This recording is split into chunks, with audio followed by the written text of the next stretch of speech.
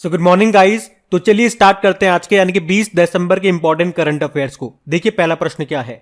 अभी हाल ही में 1600 test run बनाने वाले इतिहास के चौथे खिलाड़ी कौन बन गए हैं? तो आंसर होगा जॉ रूट।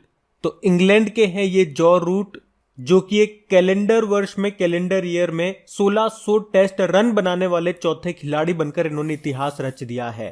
और इनसे पहले 3 खिलाड़ी कौन है ऐसा करने वाले? तो आंसर होगा मोहम्मद यूसुफ, विव रिचर्ड्स और ग्रेम स्मिथ। अच्छा, जो रूट से आपको कुछ याद आता होगा, अभी 100वें टेस्ट मैच में 200 रन बनाने वाले विश्व के एकमात्र बल्लेबाज बने थे ये, तब भी हमने इनके बारे में पढ़ा था। अच्छा मुझे बताओ, बिग बैश लीग में शतक लगाने वाली पहली भारतीय महिला अभी कौन बनी? तो आंसर होगा स्मृति मंधाना। और अगर आपसे पूछा जाए राष्ट्रीय नेत्रहीन क्रिकेट टूर्नामेंट किसने जीता? आंध्र प्रदेश ने जीता है कर्नाटक को हरा करके। और 2022 में जो आईपीएल होंगे आपके भारत में ही होंगे, और 2025 में जो चैंपियंस ट्रॉफी होगी वो पाकिस्तान में होंगी, जबकि ICC under 19 men's cricket world cup ये वेस्ट इंडीज में होंगे। अभी विजय हरारे ट्रॉफी को किसने जीता? मुंबई ने जीता चौथी बार। किसको हराया? उत्तर प्रदेश को। जबकि सैयद मुश्ताक अली ट्रॉफी को किसने जीता? तमिलनाडु ने जीता। और इसने किसको हराया? कर्नाटक को हराया। अच्छा, अभी दुनिया की सबसे उम्र दराज टेस्ट क्रिकेटर का भी निधन हो गया। उनका नाम क्या है? इलीन एश, ऑस्ट्रेलिया की थी ये। इनकी उम्र थी 110 साल। अभी 2021 का T20 mains world cup title किसने जीत लिया? ऑस्ट्रेलिया ने जीत लिया न्यूजीलैंड को हराकर। ये हुआ कहां पे था? ओमान और यूनाइटेड अरब अमीरात में। अभी एजाज पटेल का नाम आपको याद होगा, न्यूजीलैंड के हैं ये। अभी एक पारी में सभी 10 विकेट लेने वाले तीसरे गेंदबाज बने थे ये। उसके अलावा नेशनल क्रिकेट एकेडमी के मुख्य कोच बन गए हैं वीवीएस लक्ष्मण। रवि के बाद भारतीय क्रिकेट टीम के मुख्य कोच बन गए हैं राहुल द्रविड़। और आईसीसी क्रिकेट समिति के अध्यक्ष बन गए हैं सौरव गांगुली। वैसे अभी आईसीसी के चेयरमैन का नाम क्या है? ग्रेग बार्गले। और आईसीसी के नए सीईओ कौन बन गए? जियोफ एलार्डिस। बाकी ध्यान रखो, अंतरराष्ट्रीय क्रिकेट में 10,000 रन बनाने वाली पहली भारतीय महिला क्रिकेटर का नाम क्या है? मिताली राज। और सभी फॉर्मेट में डेब्यू करने वाली सबसे युवा भारतीय क्रिकेटर का नाम क्या है? शेफाली वर्मा। और पिंक बॉल क्रिकेट में टेस्ट शतक बनाने वाली पहली भारतीय महिला क्रिकेटर का नाम है स्मृति मंधाना। तो ये सारे इंपॉर्टेंट पॉइंट आप ध्यान रखना। अच्छा, यहाँ पे जो रूट से एक और पॉइंट मैं आपको बता दूं, आपको बताया आईसीसी ने एक नया अवार्ड शुरू किया था इस साल, ICC player of the month का। तो उसमें पुरुषों का यानी कि men's player of the month का अवार्ड अगस्त महीने के लिए इन्हीं को मिला था, जॉ रूट को। ये भी आप ध्यान रखना। बढ़ते आगे। और हाँ गाइस, देखिए इंडिया के टॉप बैंक एडुकेटर्स एक बार फिर अनअकैडमी पर आपके लिए ला रहे हैं ढेर सारी फ्री क्लासेस। तो अनअकैडमी की हर क्लास कंडक्ट की जाती है आपके बैंक की हर परीक्षा की तैयारी को और भी ज्यादा मजबूत करने के लिए। और ये सारी फ्री क्लासेस आपको मिलेंगी अनअकैडमी पर, जहां पर आप अपने फेवरेट टीचर के साथ अपने घर से अपने पर्सनल शेड्यूल के हिसाब से पढ़ सकते हैं।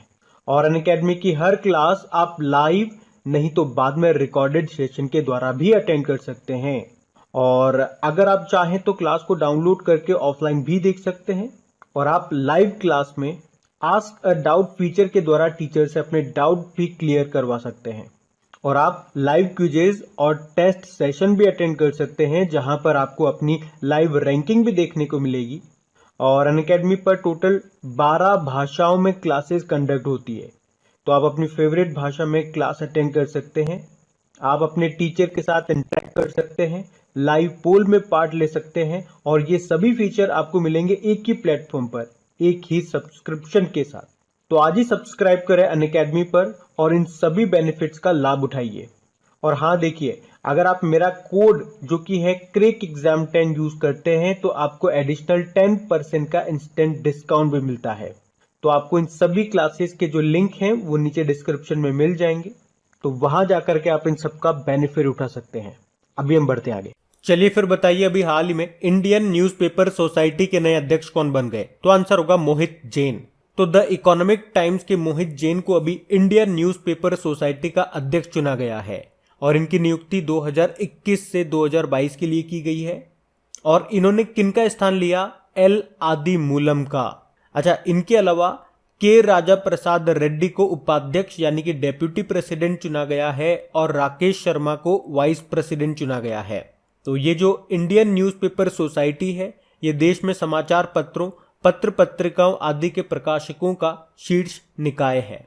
इसकी स्थापना होती है 1939 में और इसका पहले नाम हुआ करता था the Indian and eastern newspaper society. चलो एक प्रश्न का उत्तर दो, नेशनल प्रेस डे कब मनाया जाता है?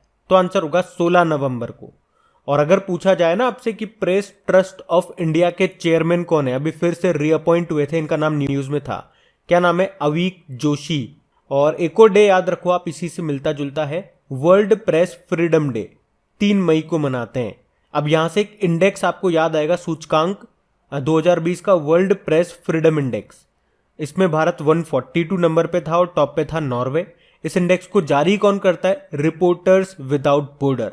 बाकी संजीव मेहता फिक्की के नए प्रेसिडेंट बने, अलका उपाध्याय, बड़ा इंपॉर्टेंट नाम है ये, national highways authority of India की चेयरपर्सन बनी थी, और Pradeep Shah national asset reconstruction company के ये चेयरमैन बने थे।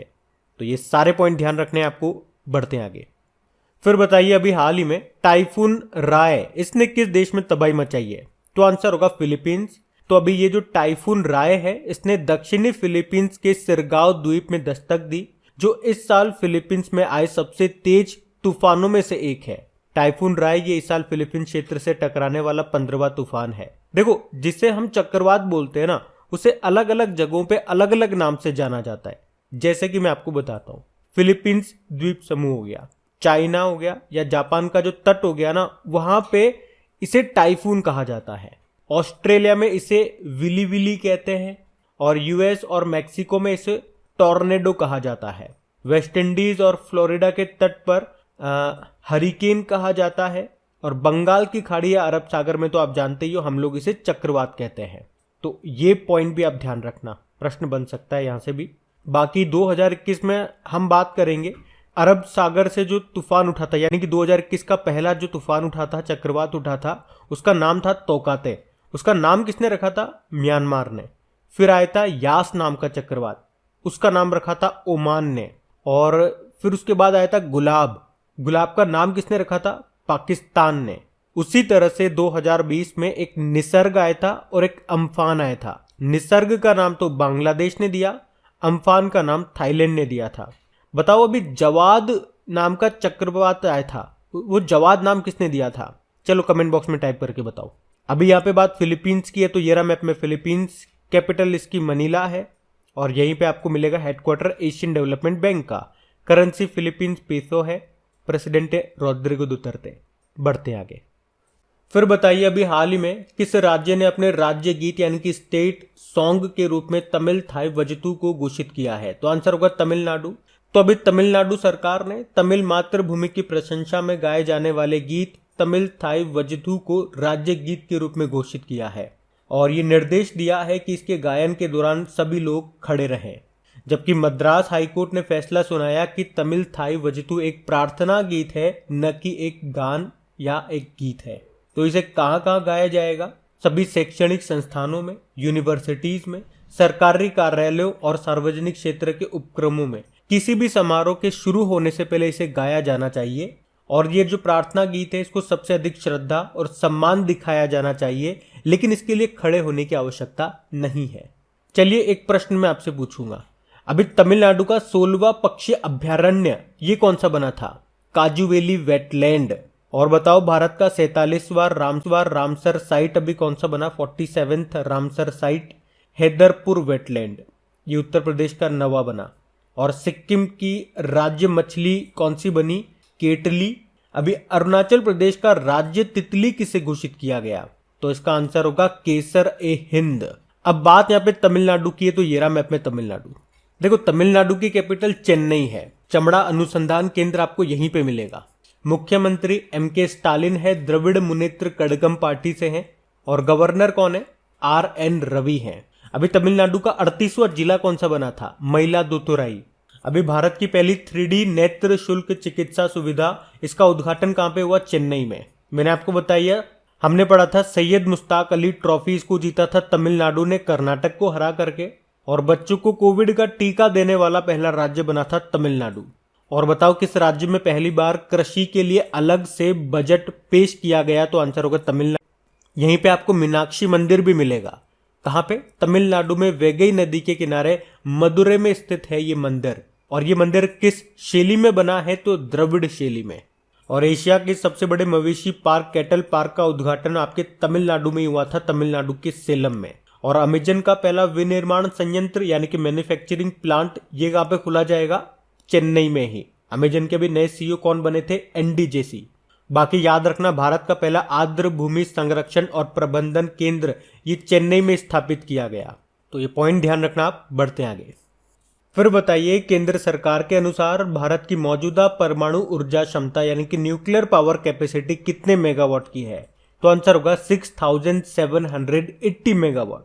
तो अभी 16 दिसंबर 2021 को केंद्र सरकार ने ये जानकारी दी है कि भारत की मौजूदा न्यूक्लियर पावर कैपेसिटी है 6780 मेगावाट और इसे साल 2031 तक 22,480 मेगावाट तक बढ़ाए जाने की योजना भी है। और सरकार ने न्यूक्लियर पावर कैपेसिटी बढ़ाने के लिए देश में परमाणु बिजली का उत्पादन बढ़ाने के लिए वित्तीय मंजूरी भी प्रदान कर दी है। अच्छा, आप तो ये बताओ, एशिया का पहला न्यूक्लियर रिएक्टर कौन सा है? तो आंसर होगा अप्सरा, जिसे स्थापित किया गया था मुंबई में। और बताओ किस वर्ष तक देश में 9 परमाणु रिएक्टर होंगे? तो आंसर होगा 2024 तक। चलो कुछ न्यूक्लियर पावर प्लांट्स की बात कर लेते हैं। कलपक्कम न्यूक्लियर पावर प्लांट, या आपसे पूछ ले कुडनकुलम न्यूक्लियर पावर प्लांट, ये आपको मिलेंगे तमिलनाडु में। इन्हें रशिया की सहायता से बनाया गया था। नारोरा न्यूक्लियर पावर प्लांट, ये आपको मिलेगा उत्तर प्रदेश में। कायगा न्यूक्लियर पावर प्लांट, ये इंपॉर्टेंट है, ये मिलेगा आपको कर्नाटक में। इंपॉर्टेंट तो ये सारे ही हैं, ध्यान रखना। काकरापार न्यूक्लियर पावर प्लांट की बात करेंगे, गुजरात में मिलेगा।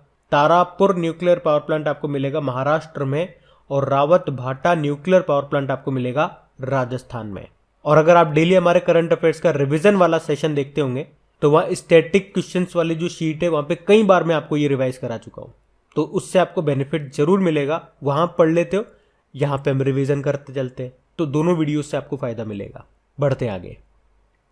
फिर बताइए, अभी हाल ही में किसने खेलो इंडिया महिला हॉकी लीग का उद्घाटन किया? तो आंसर होगा अनुराग ठाकुर। हमारे ये खेल मंत्री है अनुराग सिंह ठाकुर, और अभी इन्होंने नई दिल्ली के मेजर ध्यानचंद नेशनल स्टेडियम में पहली बार राष्ट्रीय स्तर की खेलो इंडिया वुमेन्स हॉकी लीग का उद्घाटन किया। और इस खेलो इंडिया महिला हॉकी लीग का जो भी विजेता होगा उसे 30 लाख रुपए का नगद पुरस्कार मिलेगा। खेलो इंडिया से आपको जरूर याद आता होगा खेलो इंडिया यूथ गेम्स। इस बार इसका चौथा संस्करण होना है। वैसे तो अभी नवंबर 2021 में होना था, लेकिन अभी इसे पोस्टपोन कर दिया। अब ये अगले साल जनवरी फरवरी में होगा। कहाँ पे होगा? हरियाणा के पंचकुला में। और यहाँ से याद रखना, इसमें 5 नए गेम्स को शामिल किया गया है। कौन कौन से हैं वो? केरल का कलारीपयट्टू, मध्य प्रदेश का मल्लखंब, पंजाब का गतका और मणिपुर का थांग ता, और एक योग, उसे भी इसमें शामिल किया गया। बाकी खेलो इंडिया यूनिवर्सिटी गेम्स का दूसरा संस्करण कहाँ पे हुआ? तो आंसर होगा कर्नाटक में। और इसी तरह से खेलो इंडिया विंटर गेम्स ये हुआ था जम्मू कश्मीर के गुलमर्ग में, जिसमें टॉप पर रहा था जम्मू कश्मीर। ध्यान रखना। ये बढ़ते आगे। फिर बताइए, कीचंट सिवेल ये किस देश की पुलिस बल की पहली महिला प्रमुख है? तो आंसर होगा अमेरिका। तो अभी कीचंट सिवेल, इनको न्यूयॉर्क शहर का अगला पुलिस आयुक्त नियुक्त किया गया है, जिसके बाद वे देश की सबसे बड़ी पुलिस फोर्स का नेतृत्व करने वाली पहली महिला बन गई है। क्या नाम है? कीचंट सिवेल। अच्छा, कुछ इंपॉर्टेंट अपॉइंटमेंट्स मैं आपको बताता हूँ।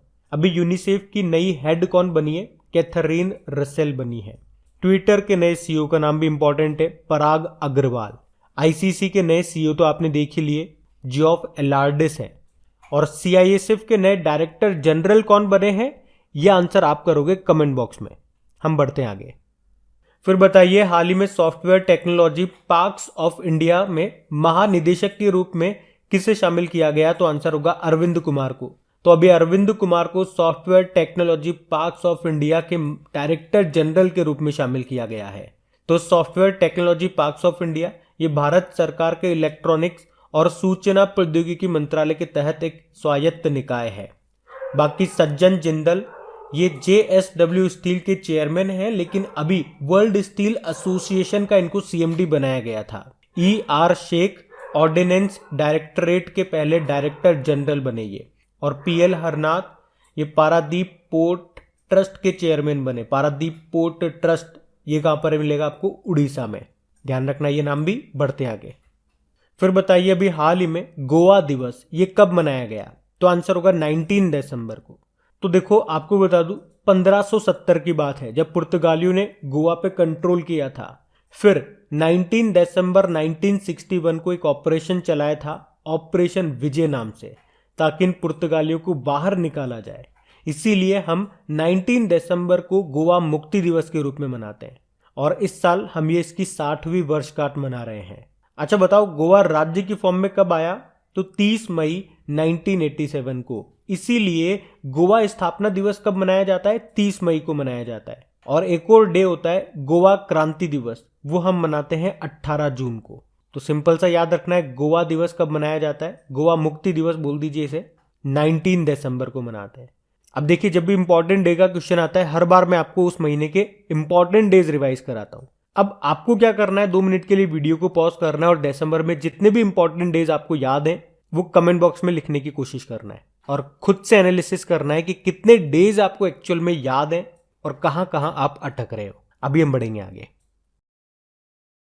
फिर बताइए अभी हाल ही में किसने international table tennis federation hopes and challenge tournament में वुमेन्स सिंगल इवेंट जीत लिया? तो आंसर होगा हंसिनी मथन ने। तो भारत की हंसिनी मथन राजन ने जॉर्डन के अम्मान में आयोजित 2021 के international table tennis federation hopes and challenge table tennis tournament में लड़कियों का सिंगल इवेंट को जीत लिया है। इन्होंने किसको हराया? सीरिया के हैंड जाजा को हराया है। अच्छा जब भी टेबल टेनिस की बात चलती है ना, एक दो नाम आपको पता होने चाहिए, जैसे कि मानव ठक्कर का नाम, मणिका बत्रा का नाम। डायरेक्ट एग्जाम में प्रश्न बन जाते हैं कई बार इस तरह से, मानव ठक्कर का संबंध किस खेल से है, मणिका बत्रा का संबंध किस खेल से है। आपने इनके नाम कई बार सुने होंगे लेकिन इन टाइम पे फिर याद नहीं आता इनका संबंध किस खेल से है, तो याद रखना टेबल टेनिस से। और मणिका बत्रा का नाम तो वैसे आपको याद भी होना चाहिए क्योंकि 2020 का राजीव गांधी खेल रत्न पुरस्कार मिला था इनको। और इंटरनेशनल टेबल टेनिस फेडरेशन का हेडक्वार्टर भी पूछेंगे तो क्या आंसर करोगे? लुज़ेन स्विट्जरलैंड में है। बढ़ते हैं आगे। फिर बताइए भारत सरकार ने किस उपकरण की मैन्युफैक्चरिंग को बढ़ावा देने के लिए 76,000 करोड़ रुपए की योजना को मंजूरी दी है? तो आंसर होगा सेमीकंडक्टर और डिस्प्ले। तो अभी भारत सरकार ने देश में सेमीकंडक्टर और डिस्प्ले मैन्युफैक्चरिंग को बढ़ावा देने के लिए 76,000 करोड़ रुपए की योजना को मंजूरी दी है। तो अब बात करेंगे कल की वीडियो में पूछे गए प्रश्न के उत्तर की। तो कल की वीडियो में आपसे क्या पूछा था कि टाइम मैगजीन ने किसे वर्ष 2021 एथलीट ऑफ द ईयर चुना? तो आंसर होगा सिमोन बाइल्स को। ये यूएसए की जिम्नास्टिक है। तो आप सभी ने प्रश्न का बिल्कुल सही उत्तर दिया है। और गाइज अगर वीडियो अच्छा लगा है तो शेयर करके लाइक जरूर कीजिएगा। इन सभी का क्विज बना करके आपकी क्रेक एग्जाम एप्लीकेशन पे अपलोड कर दिया गया है, वहीं पे आपको इसकी पीडीएफ भी मिल जाएगी। और ये रहा आज का आपका होमवर्क प्रश्न।